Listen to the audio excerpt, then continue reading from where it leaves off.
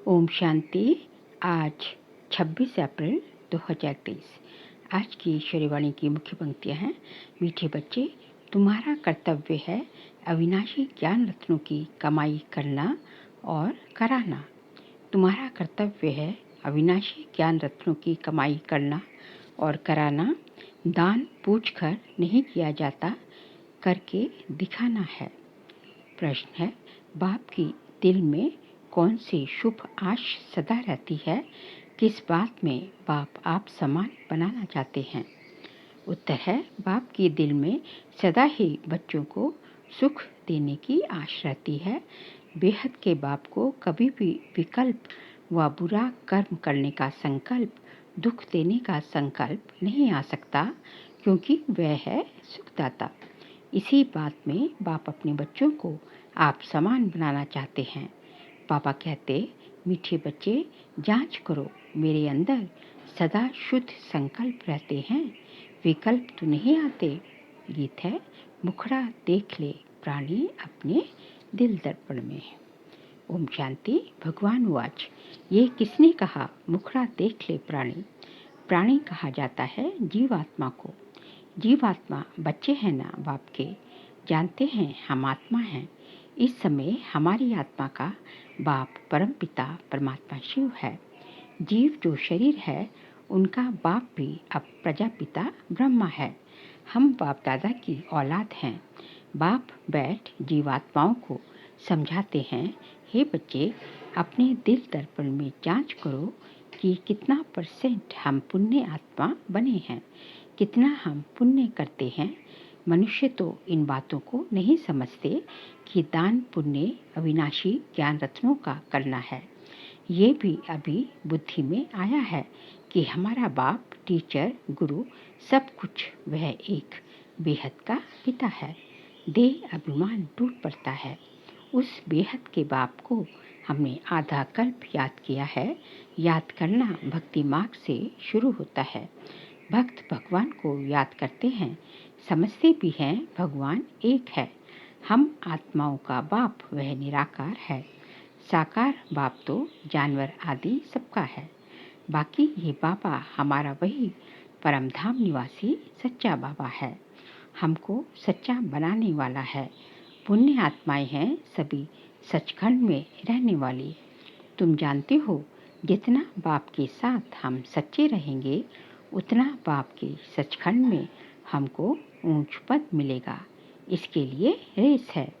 उस पढ़ाई से भी कोई बैरिस्टर बनता, कोई इंजीनियर बनता, कोई पक्का, कोई कच्चा। कोई की आमदनी लाख रुपया तो कोई की 500 रुपया भी मुश्किल है। पढ़ाई पर मदार ठहराना। अब तुम बच्चे अविनाशी ज्ञान रत्नों से भंडारा भरते हो, जो ही काम आना है। धारणा कर पुण्य आत्मा बनना है, औरों को भी दान दे पुण्य आत्मा बनाना है। दिल से पूछना है, हम कितना धारण कर और पुण्य करते हैं। अगर पुण्य नहीं करते तो जरूर पाप आत्मा ही रह जाते। तो अपना मुखड़ा दिखना है। पिछाड़ी में बैठने वालों को तो मास्टर भी जानता है, अर्थात बाप भी जानता है। रजिस्टर से पता लग जाता है। अब वह तो हुई स्थूल बातें, ये है गुप्त। मम्मा बाबा धारणा कराते रहते हैं, अविनाशी ज्ञान रत्नों को धारण करो और कराओ। खुद ही पुण्य आत्मा नहीं बनेंगे तो औरों को कैसे बनाएंगे? ये कोई दुनियावी बातें नहीं हैं। यहाँ तो है ईश्वरी बातें। जितना जो साहूकार होता है उतना उनको खुशी का पारा चढ़ता है। धन तो मनुष्यों के पास बहुत है ना, अखबार में भी डालते हैं, इस समय फलाना सबसे साहूकार है। नंबरवार तो होते ही है ना। यहाँ तो विनाशी धन की बात नहीं, यहाँ है अविनाशी ज्ञान रत्नों की कमाई करना और कराना। इसमें पूछने की बात नहीं रहती। पूछकर दान नहीं किया जाता, करके दिखाना होता है। पापा कहते हैं, दिल दर्पण में देखो हम कितने पुण्य आत्मा बने हैं। हम सब नंबर 1 पाप आत्मा थे, पुण्य आत्मा भी नंबर 1 थे। अब फिर ज्ञान का तीसरा नेत्र मिला है, पुण्य आत्मा बन रहे हैं। अब जितना जितना ये ज्ञान धन इकट्ठा करते हैं उतना साहूकार बनते हैं। उस विनाशी धन से हम बेगर बनते हैं और इस अविनाशी धन से हम साहूकार बनते हैं। मट्टा सट्टा अदली बदली करते हैं। तन मन धन सब कुछ हम बाबा को दे देते हैं। बाबा फिर हमको ज्ञान रतन देते हैं, जिससे हमको तन मन धन सब कुछ नया मिलता है। वहाँ माया होती नहीं, जो कोई का मन भटके कहाँ पर सत्युग देता में। यहाँ तो मन माया के वश है। मन सबसे ज़्यादा हैरान करने वाला है। योग नहीं है तो मन शैतान बन जाता है।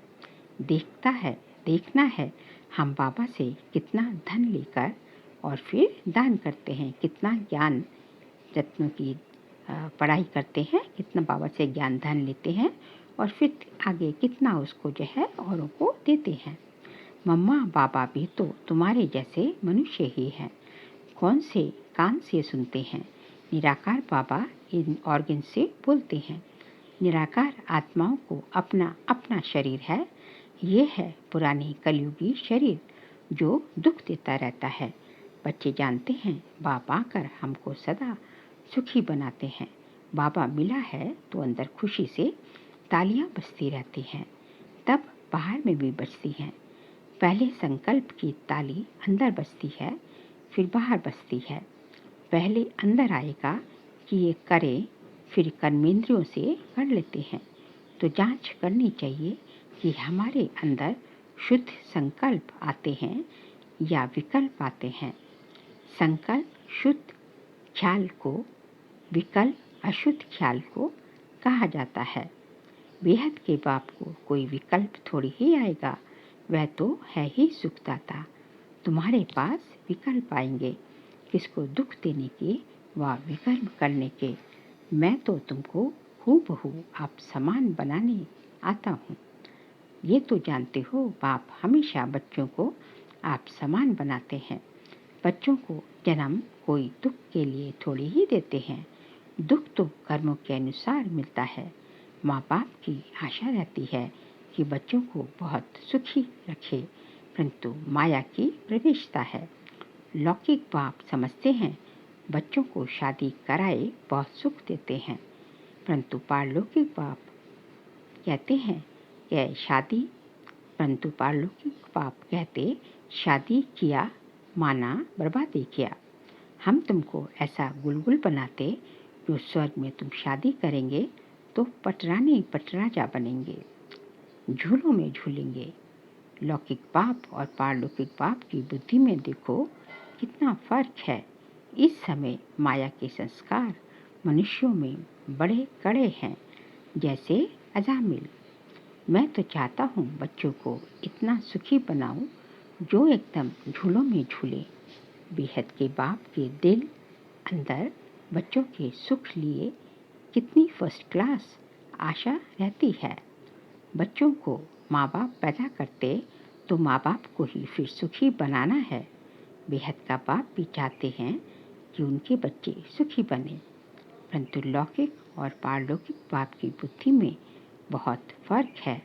बेहद का बाप कहते हैं एक मुझ साथ बुद्धि का योग जोड़ो और सब लौकिक माँ बाप मित्र संबंधी आदि जो भी हैं उन सब से बुद्धि का योग तोड़ना है। मैं तुम्हारा सब कुछ हूँ। माया तुमको हर बात में दुख दिलाएगी। मैं तुमको सुख का सागर बनाता हूँ। मैं खुद राजाई का सुख नहीं भोगूंगा, परंतु कहेंगे तो सही ना, सुख का सागर, शांति का सागर, तब तो सुखी बनाता हूँ। कितना अच्छी रीति समझाते हैं और कोई ऐसा समझा ना सके। भारत में ही गाते हैं तमेव माता च पिता तुमेव। ये महिमा कहाँ से आई जो गाते रहते हैं। बाबा कहते हैं मुझे द्वारा तुमको सब सुख मिलते हैं, इसलिए तुमको कहते हैं और संग तोड़ो। देह सहित जो भी तुम्हारे संबंधी आदि हैं सबको बुद्धि से भूलो। अपने को देही अभिमानी समझो।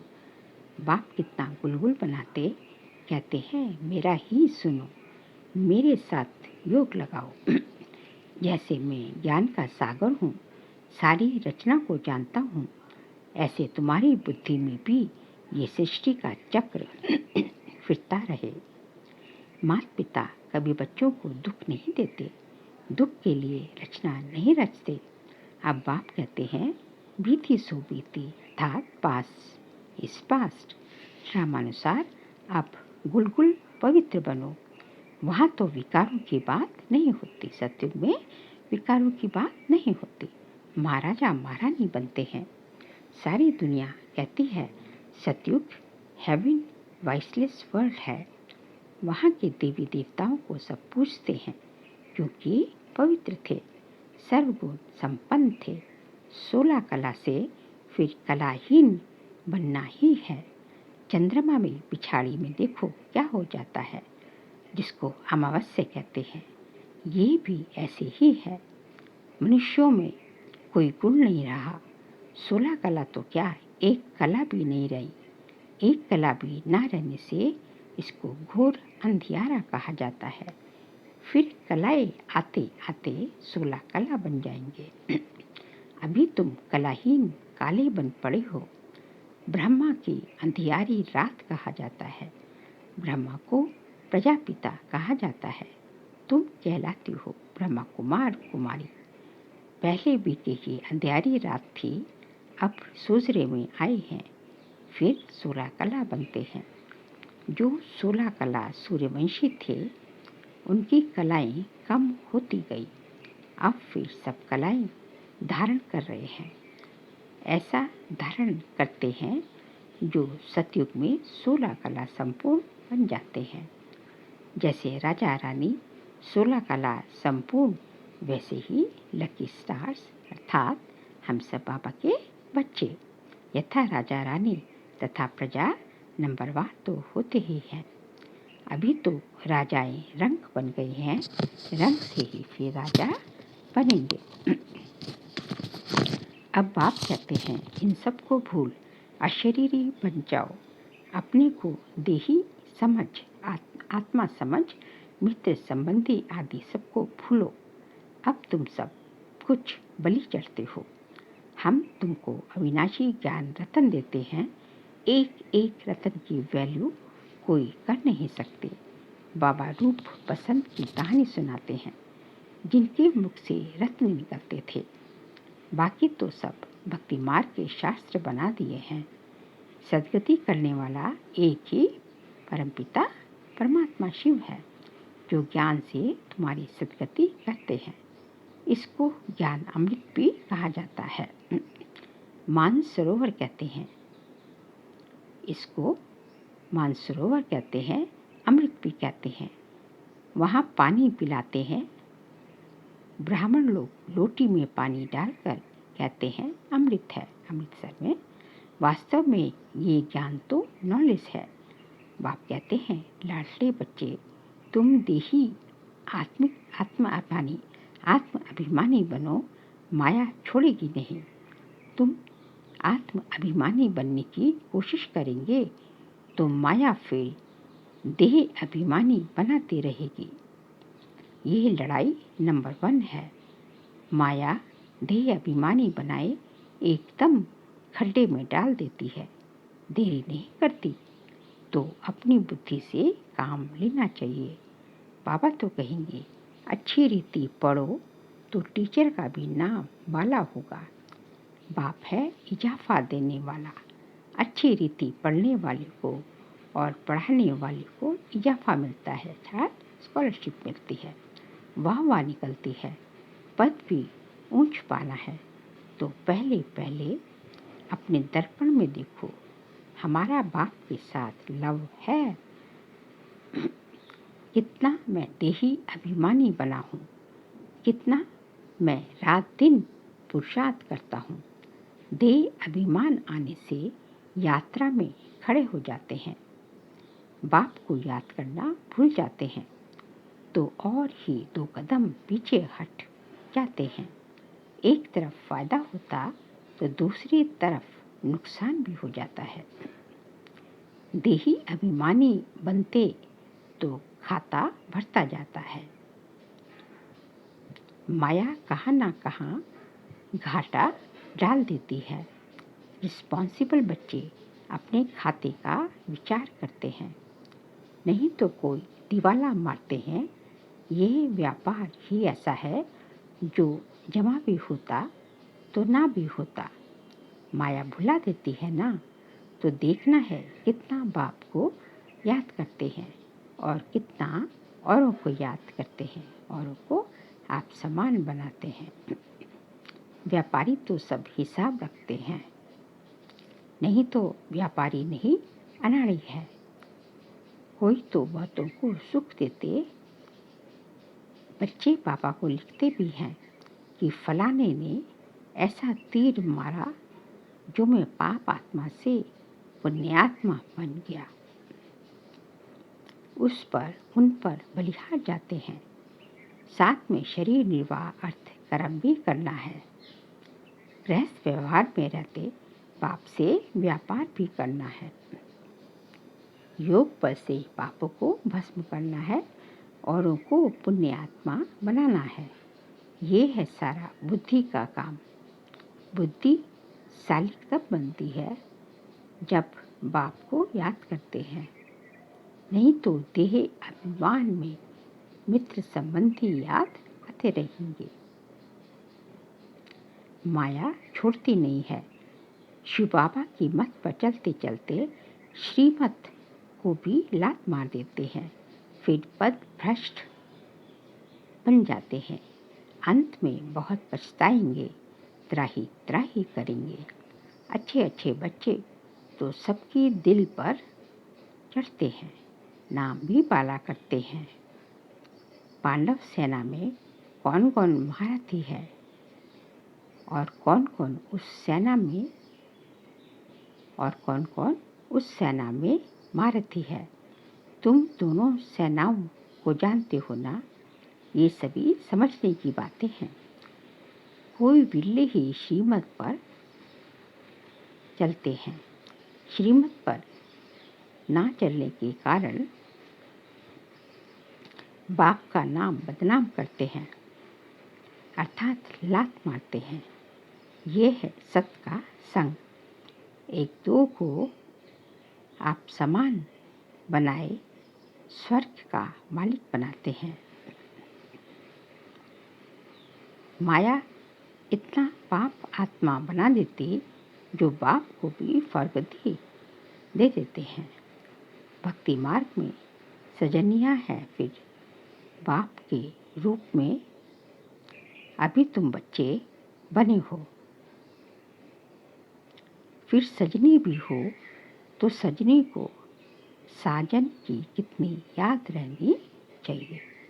अच्छा मीठे मीठे सिखलते बच्चों प्रति माता पिता बाप दादा का याद प्यार और गुड मॉर्निंग।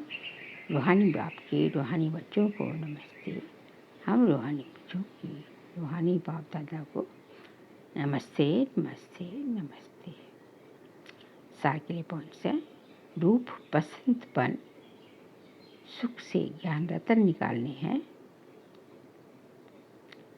योग से अपनी बुद्धि को सालिक बनाना है। बाप समान सबको सुख दे सुखदाता बनना है। कभी भी दुख देने का बुरा संकल्प या विकल्प नहीं उठाना है। आज का बाबा का वरदान है, मन को श्रेष्ठ पोजीशन में स्थित कर पोज बदलने के खेल को समाप्त करने वाले सहजयोगी भव। मन को गवले के खेल में अपने मन को श्रेष्ठ पोजीशन में स्थित कर पोज बदलने के खेल को समाप्त करने वाले सहज योगी भव। जैसे मन की पोजीशन होती है वैसे वह चेहरे के पोज से दिखाई देती है। कई बच्चे कभी कभी बोझ उठाकर मोटे बन जाते हैं, कभी बहुत सोचने के संस्कार के कारण अंदाज से भी लंबे हो जाते हैं और कभी दिल शिकस्त होने के कारण अपने को बहुत छोटा देखते हैं। तो अपने ऐसे पोज साक्षी होकर देखो।